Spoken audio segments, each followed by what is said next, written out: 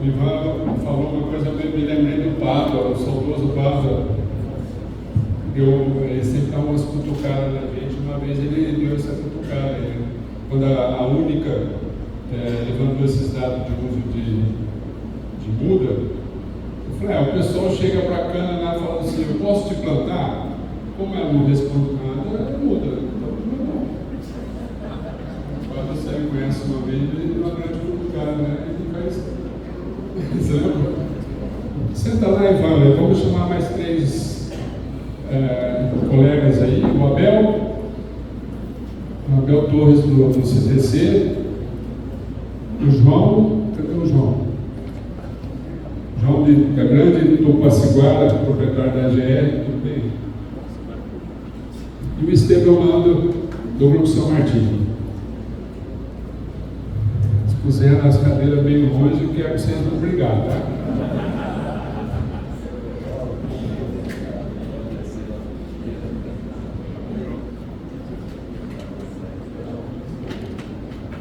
Eu vou dar uma pequena motivação aqui para cada um deles, né? Primeiro, ver a posição do Abel, do CTC, né? O que você tem visto por aí e tal. Sucintamente, você passar para a gente. Depois, eu gostaria que o Estevão, que é corporativo, do Grupo São Martinho, fizesse um paralelo lá de Quirinópolis com aqui em São Paulo, se vocês notam alguma diferença. E o João do Tupaciguara, com certeza, uma das regiões que mais tem ocorrido a doença, né? Vamos lá, Bel. Bom dia a todos. Respondendo, né, o ponto do Renê, nós do CTC, hoje nós vemos esse problema que veio ocorrendo, né, como o Renê até colocou no início, acho que a gente não pode chamar de uma doença ainda, até a gente confirmar isso de fato, cientificamente. Mas essa síndrome, tá, nós do CTC vemos ela como um problema do setor e muito alinhado também com o que o Ivan colocou. Tem outros problemas às vezes acontecendo e que isso vem potencializando o problema. E que às vezes eles são meio que deixados de lado e caem tudo na culpa da murcha. Tá? Internamente, nós criamos um comitê científico no CTC para discutir o assunto e direcionar, tá, os estudos que vêm sendo realizados. Nós temos diversos ensaios sendo conduzidos para tentar chegar o mais rápido possível em uma conclusão com embasamento científico, confirmando, esse é o patógeno. Mas claro que as boas práticas aí são fundamentais, né, para que nós possamos mitigar os problemas. Repetindo, como o Ivan colocou, controle de pragas e uso de muda de qualidade é fundamental. Elas potencializam o problema. Recentemente, nós até tivemos uma ocorrência próxima ao CTC, em Piracicaba, em que tinha ocorrência de murcha, mas era uma área que tinha muito ataque de esfenófilo de cigarrinha. E a gente viu o ataque também da síndrome até antes do que muitas vezes a gente começa a observar, em função dessa potencialização, né, do problema em função de pragas. Tá ok? Eu vou aproveitar também, né, dentro do que o Ivan colocou, a gente vem trabalhando no CTC para desenvolver algumas ferramentas para auxiliar nesse monitoramento do problema. Cerco, pragas, tá? A gente pretende criar ao longo dessa safra e validar uma ferramenta que vai nos auxiliar a direcionar levantamentos do problema. Uma das formas da gente mitigar o problema é colher antes. Né? O que eu escolho colher antes? Não dá para colher tudo, a boca é uma só. Então, como eu vou direcionar esse meu esforço, tá bom? Dentro desse grupo científico participam a doutora Silvana, do IAC, tem pesquisadores da Exalc, de Lavras, de Minas, também de Viçosa, tá? Para discutir esse assunto e chegar em uma solução para o setor, ok? Estevão, você consegue fazer um paralelo, assim, dentro do Grupo São Martinho, se tem alguma usina que está mais afetada e quais seriam os motivos dessa? Perfeito, primeiramente, bom dia a todos, obrigado pelo convite, é um prazer para o Grupo São Martinho poder contribuir com esse debate, um assunto importante e com profissionais muito competentes. é difícil falar da murcha sem falar do CBFito e de o que gerou esse entendimento. Nós temos uma iniciativa junto à FAPESP e à Unesp de Jaboticabal, né? Inclusive você esteve lá atrás, né, coordenando o início de todo esse trabalho, né? E como já dito pelo Dr. Ivan, uma iniciativa que envolve um investimento de 29 milhões de reais em pesquisa, sendo 21 milhões na Unesp e outros 8 milhões repartidos entre São Martinho e FAPESP. E foram identificados dois importantes problemas, um deles, os fenófilos, né, para as unidades de São Paulo, e a murcha como um problema, né, para principalmente a nossa usina Boa Vista, que fica localizada em Quirinópolis.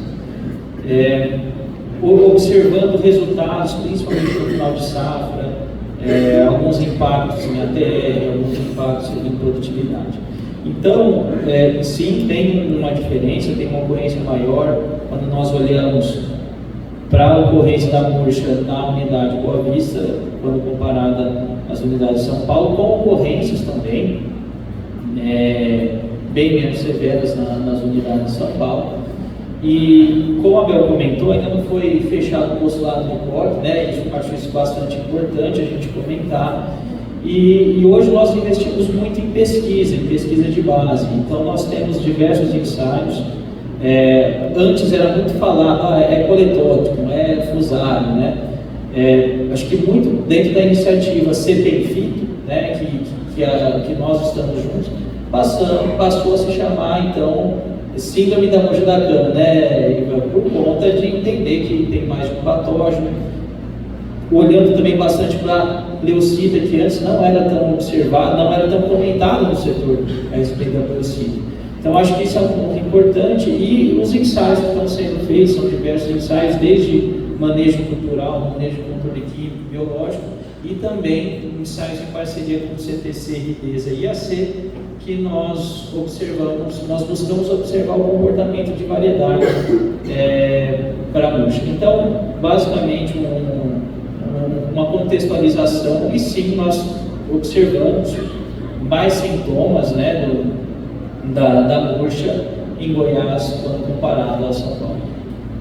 Estevão, e só para talvez esticar um pouquinho mais essa diferença, vocês acham que essa diferença não é relacionada a clima, é seca ou temperatura, ou é os dois? Perfeito.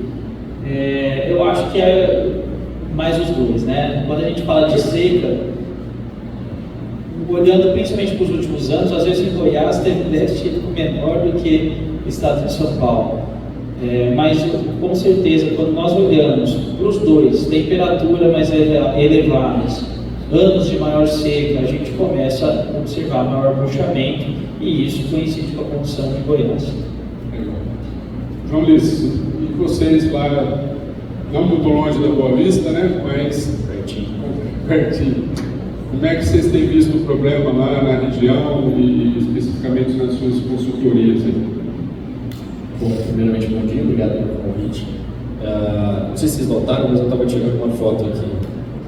Em 2012, quando eu falava de murcha, eu não conseguia pôr 3 pessoas sentadas na cadeira para ouvir. Todo mundo tinha uma... Não existe por aqui. E agora todo mundo sentado. O primeiro relato nosso, em área nossa, e aí eu como produtor, foi em 2011. Que a gente perdeu um pivô de muda.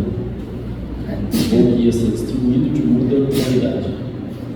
Não deu qualidade de muda, não teve como se plantar. Isso é muito forte. Depois, a gente teve uma queda na pressão.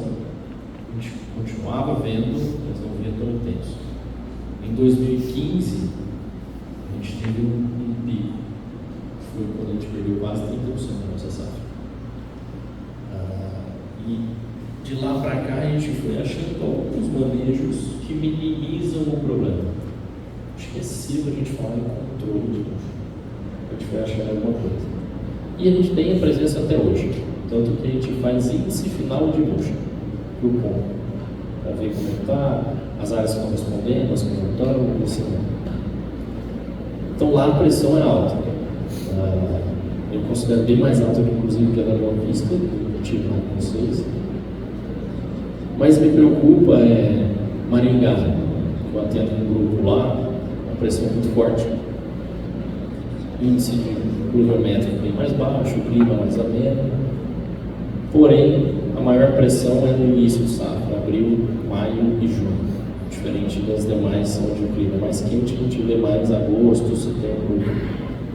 Então tem muitas variações. E gostaria de reforçar: o estudo de base é o que mais falta para a gente achar uma solução legítima.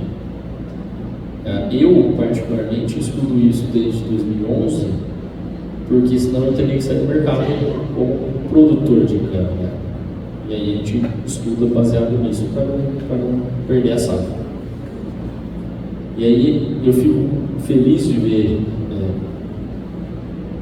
pessoas agindo como o São Martinho está agindo, o pessoal está agindo para se reunir e fazer essa pesquisa de base, para a gente chegar num consenso geral.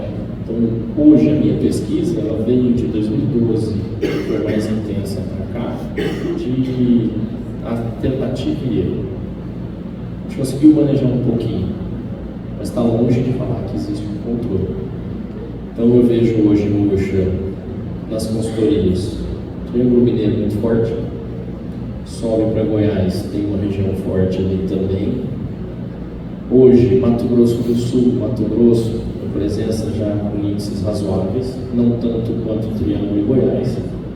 São Paulo, muito, em algumas regiões mais, e Paraná crescendo bastante, nesse período que eu vi. Em agosto agora eu vou para Alagoas para a gente fazer uma rodada e ver como que está, mas lá não tem muita informação. Ô, Ivan, dentro dessas medidas de controle, que eu acho que o povão aqui está esperando algo assim mais concreto da gente, né? Você poderia, manejo integrado, perfeito, mas qual que seria a ordem de importância aí, né, de cada um deles? E será que é mais relacionado mesmo ao agente ou às condições de clima da região? É uma pergunta bastante complexa, porque nós já fizemos alguns trabalhos de manejo de palha, nós já fizemos aplicações mês a mês, a cada 20 dias.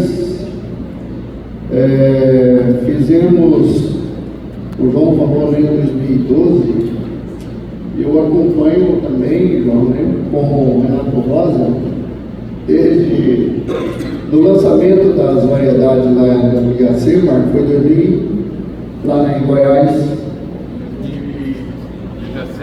2017, ele já estava, né, bastante apurado. Nós temos feito esses trabalhos agora. Ainda é incipiente.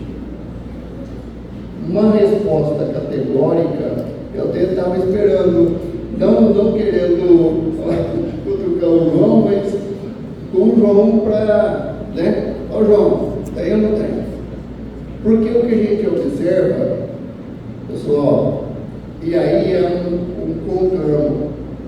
Eu conclamo todas as instituições, todo o movimento de produtores para engajarmos nessa missão. Por quê? Não temos postulado de coque, sim, mas eu sei definir, a gente define. Ataque de coletótrico está crescendo demasiadamente. Ataque de pleocita sozinho, ataque até mesmo de cigarrinha, que é um dos fatores. Fusário que a gente observa pelos finalmentos, a não ser tocar muito. Agora, é muito sério o problema. Entrei no Canavial fazendo uma avaliação semana passada, liguei para o Góis, que é o nosso parceiro, O Renato Rosa, ano passado, ele falou assim: Ivan, eu vou jogar a toalha. Tanto ele foi convidado para vir, mas acho que ele jogou a toalha. Ele jogou a toalha. O Renato falou: não, o Pessoal, pessoal já está cansado. É porque assim, a gente já eliminou, só rapidinho, a gente já tinha eliminado a questão de coletório. Acontece, coletório, sim, a gente tem observado, mas não estava esse crescente. O negócio é Belcito. Daí, alguns produtores estão meio enganjados nessa pesquisa.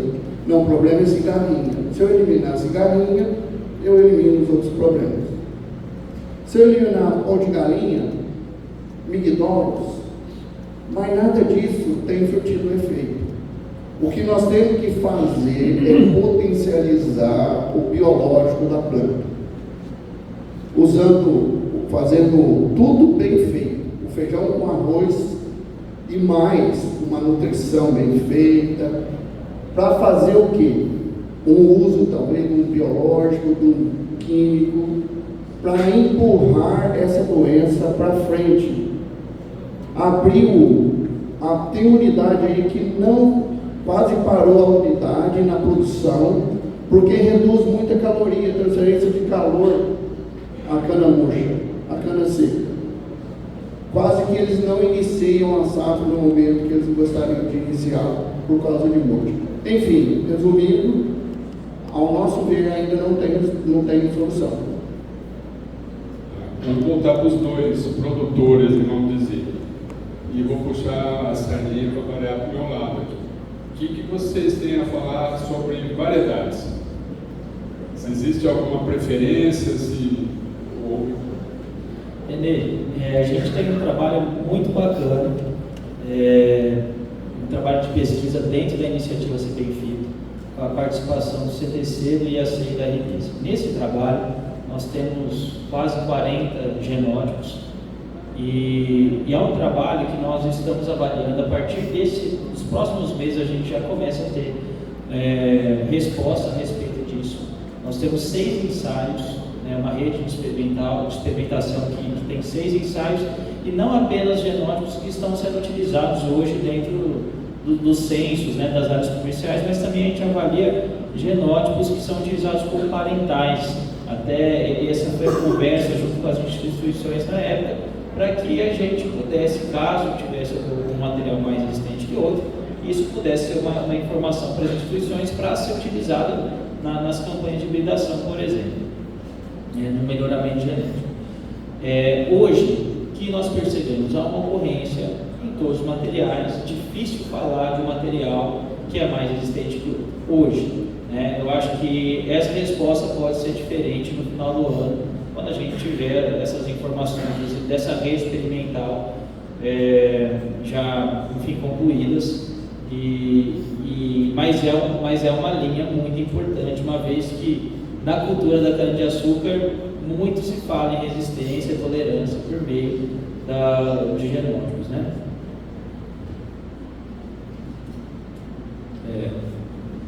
Falando de variedades, existem 2 situações que a gente enxerga de todos os clientes que a gente acompanha e das nossas áreas. A primeira classificação, a variedade mais sensível é aquela que foi mal alocada.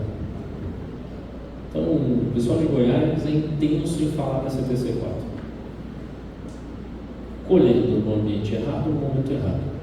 Então, semana passada eu estava em Goiatuba e o produtor falou para mim assim: mas eu tinha 8082 do lado da CTC4, a CTC4 desmanchou e a 8082 tinha pouco.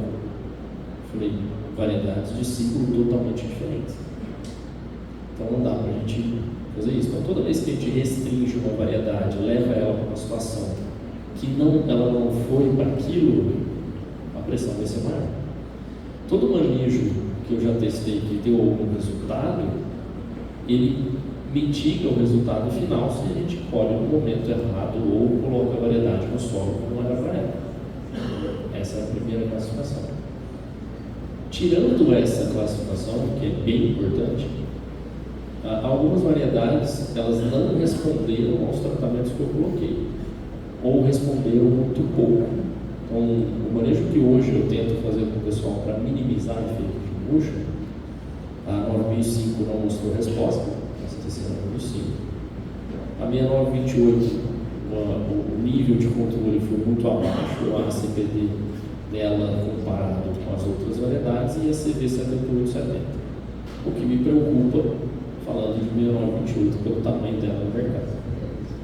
A 9005 me preocupa também, porque é um nível precoce que ajuda em muitos lugares, porém ela tem um plantio menor no Brasil hoje ainda. Então tem algumas que não respondem a esse manejo, mas não quer dizer que quando a gente descobrir o manejo ideal, ela não vai responder. Porque esse é o que minimizou, mas não quer dizer que está finalizado o que se deve fazer, está longe disso. Longe disso. Então a gente tem que fazer muito mais coisa ainda, estudar a variedade é importantíssimo, mas hoje, toda vez que a gente quer ter pressão de doença na nossa área experimental, a gente restringe um pouco a colheita para forçar o aparecimento. E aí a gente vai testando os manejos. E aí a gente tenta isolar, faz inúmeras aplicações de inseticida para tirar a cigarrinha, tirar a proca, etc., para poder tentar ter só a bucha para controlar. Mas, de novo, eu não descobri nenhuma variedade que não deu bucha de todas que eu testei até hoje.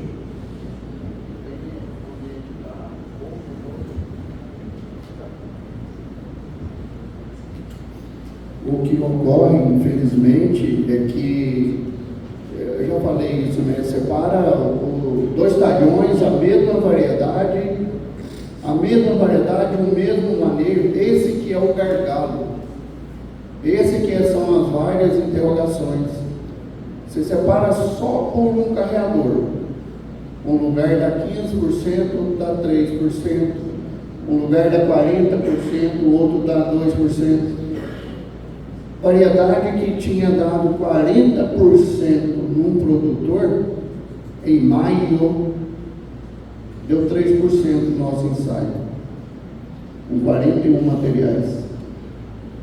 Então, é estudar, Marcos, espécies, para ver se as espécies têm algum efeito. Como a gente está fazendo as introgressões, né, de mais espontâneo, de mais da própria oficinada. Então isso é um gargalo ainda.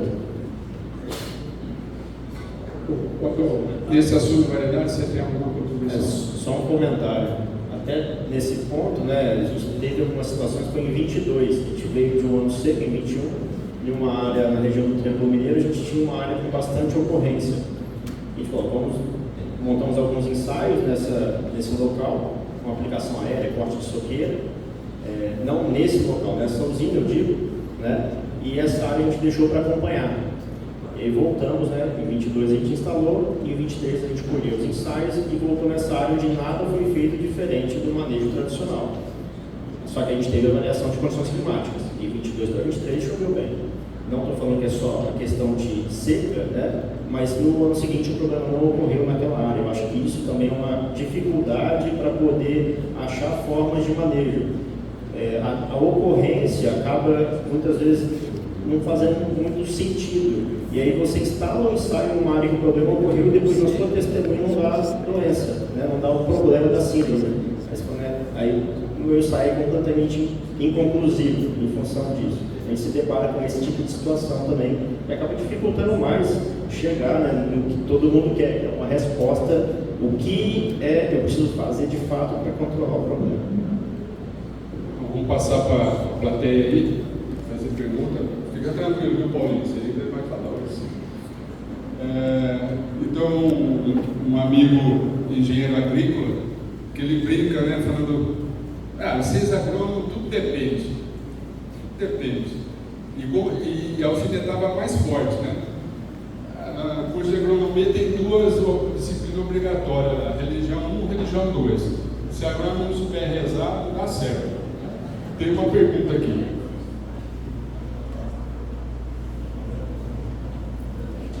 Bom dia, pessoal. Eu queria saber dos nossos colegas aí se a questão da murcha ela pode ser minimizada em irrigação salvamento ou irrigação plena, ou se isso não faz diferença aí para a gente ter essa síndrome. Bom, eu estou com o microfone, então vou conversar. Eu acredito que sim, porque no momento que a gente faz essa prática, a gente condiciona melhor a nossa cana. Então a gente dá condições para ela se defender naturalmente, né, melhor do problema. Isso quer dizer que o problema não vai ocorrer? Não necessariamente. Mas a gente condicionando melhor, a gente consegue sim, eu acredito, mitigar o problema. Até dentro do que o Ivan citou ali, né, foi o Comstock, né, é um pesquisador dos Estados Unidos, e tem outro trabalho, o nome dele é bem difícil, é Vyashnathan, se eu não estou enganado, que é do programa de melhoramento da Índia. Né? E os dois têm trabalhos em que eles falam da feocitosterona, da pleocita, podridão da casca. E os dois, eles vão da linha de que a pleocita, a podridão da casca, né? Não estou falando que é o agente causal da murcha, mas é um dos candidatos, ela tem uma importância muito menor quando a gente não tem um déficit hídrico acentuado. Né? Até nesse trabalho do pesquisador da Índia, ele é melhorista, né? Trabalha lá no programa de Coimbatore, e ele relata lá que do banco de germoplasma dele, tantos acessos foram observados, e ele relata que naquele ano foi uma ocorrência de um ano mais seco, e que isso potencializou. Então eu acredito que formas diferentes de irrigação aí podem mitigar o problema, porque a gente condiciona melhor a nossa cana.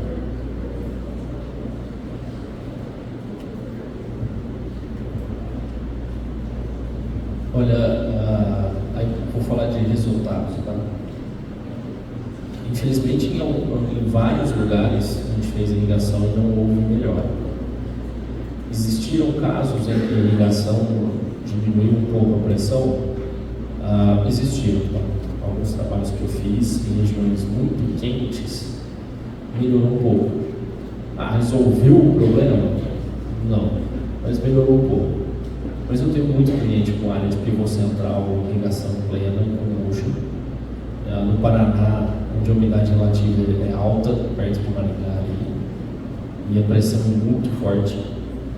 Muda um pouco os patógenos, mas que a gente encontra com mais frequência, mas infelizmente não resolveu. E assim, na minha área, por exemplo, a maior pressão que eu tenho é onde são as áreas que são irrigadas. Tá? As áreas mais secas, eu tenho problema de murcho, eu tenho, mas é menor. Só que o bloco que eu tenho, que é mais seco, eu tiro mais cedo. Então eu minimizo o efeito, eu não jogo para frente. Tá? Então por isso que a pressão é um pouco mais baixa. Mas infelizmente dos meus resultados, eu estou falando que é uma verdade absoluta. Tá? 96% não deu variação de médio a longo prazo. No primeiro ano melhorou, aí no segundo a pressão subiu, no terceiro estabilizou forte, e se a gente deixasse continuava mais alta. Mas de novo, não quer dizer que ele está errado ou que eu estou certo ou vice-versa. É porque a gente ainda não está no ponto de falar que a água é a solução, ou o controle é a solução, ou aquilo é a solução. A gente está fazendo tentativa e erro e chegando em alguma coisa. Mas eu não tive sucesso com a irrigação. Bom dia. Obrigada a vocês todos pelas contribuições. Eu queria perguntar se vocês observaram a influência de vinhaça, a área de bacia de vinhaça, se tem maior incidência ou não da síndrome, como que é?